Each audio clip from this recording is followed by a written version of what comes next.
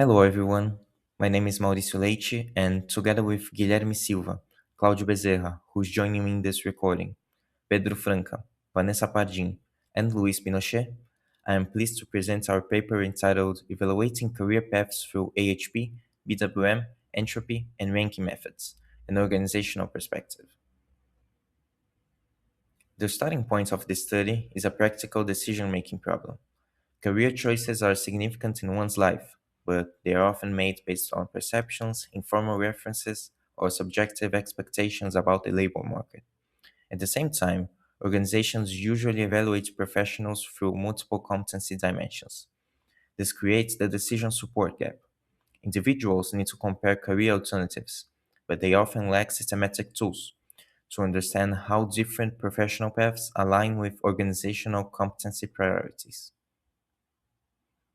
Therefore, the objective of this study is to evaluate the relative prioritization of career paths based on the decision structure of a human resources specialist, using multi-criteria decision-making methods to structure implicit preferences. The research question guiding the paper is: which career alternatives are most aligned with competency priorities valued by an organization? So the purpose is not to define a universally best career path. Instead, our aim is to understand how career alternatives behave when evaluated through explicit organizational criteria and different MCDA methodological assumptions. Thank you, Mauricio. Now, moving to the methodology, this study is adopted and applied quantitative design based on an expert-driven organizational perspective. Primary data were collected through a structured interview with a human resources superintendent from a large Brazilian bank. The expert contributed to three stages of the model. First, defining relevant competency criteria. Second, expressing judgments about the relative importance of these criteria. And third, evaluating how strongly each career alternative reflected each competency.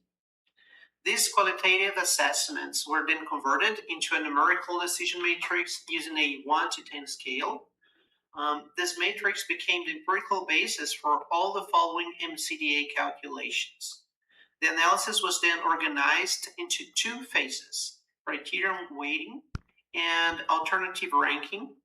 For weighting, we used AHP, BWM, and entropy. For ranking, we used TOPSIS, EDAS, and VCAR, generating 9 decision scenarios. The design allowed us to compare the final career ranking as well as the results under different methodological assumptions. The model included 9 career alternatives and 9 evaluation criteria as shown on this slide. The criteria combine technical, analytical, and governance-related competencies. The alternatives include areas such as research and development, technology, and data and analytics. The assessments were organized into a decision matrix and then analyzed through a hybrid MCDA framework. The analytical process had two main stages. First, criterion weighting. We used AHP and BWM to capture the decision maker's subjective judgments, and entropy to identify the discriminatory power of the data itself. Second, an alternative ranking. The weighting vectors were combined with TOPSIS, EDAS, and VCAR.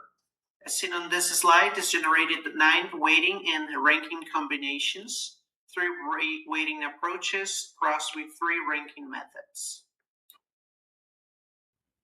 Thank you, Claudio. Now, moving to the results and discussion. The ranking table on the slide summarizes the results across the 9 decision scenarios. The most important finding is the strong stability of R&D, which appears in first place across all combinations. This suggests that under the competency structure provided by the HR specialist, R&D showed the strongest alignment with the organizational priorities considered in the model. A second strong group is formed by technology, data and analytics, and marketing. These alternatives consistently appeared among the highest ranked career paths, although their exact positions varied depending on the combination of weighting and ranking method. One relevant point is the behavior of operations. Under entropy-based weighting, operations improved its position and reached fourth place in the entropy scenarios. This happens because entropy does not reflect managerial preference directly. Rather, it gives more importance to criteria that show greater variation across the alternatives. And so, this result is important because it shows that expert driven importance and data driven discriminatory power may lead to different prioritization patterns. Now, this slide presents the sensitivity analysis using Spearman's rule. In this heat map, values closer to 1 indicate stronger agreement between ranking scenarios. As seen on the slide, many combinations show high correlation, especially among AHP-based scenarios and between TOPSIS and EDAS. However, the most visible discrepancy appears in the BWM-Vickers combination. The BWM-Vickers row and column show lower correlations with several other methods, including values around 0.52 and 0.53 when compared with entropy-based scenarios. This indicates that BWM Vickers produced a more distinct ranking pattern, and this does not mean that the method is incorrect. Rather, it shows that Vickers compromise logic may penalize alternatives more strongly, when they present weaker relative performance in deep specific dimensions.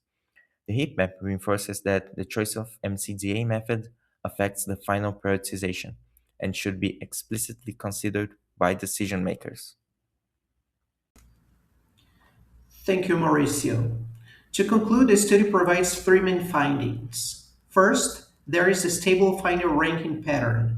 Research and development was the most stable and best ranking career alternative across all scenarios, followed by technology and data and analytics. Second, entropy changed the ranking logic, especially by improving the position of operations. This result shows that objective weighting can highlight aspects that may not be as strongly emphasized by expert judgment, but that are relevant because they differentiate the alternatives in the decision matrix. Third, method choice matters. The differences across rankings do not indicate methodology error. They reveal that each MCDA method emphasizes a different decision logic. As shown in the previous heat map, PWM core generated the most visible discrepancy in relation to the other combinations. And this is particularly relevant because it shows that decision makers do not need to understand assumptions behind the method they choose, and that the main contribution of the paper is to show that career evaluation can be structured through a transparent, replicable, and analytically rigorous framework.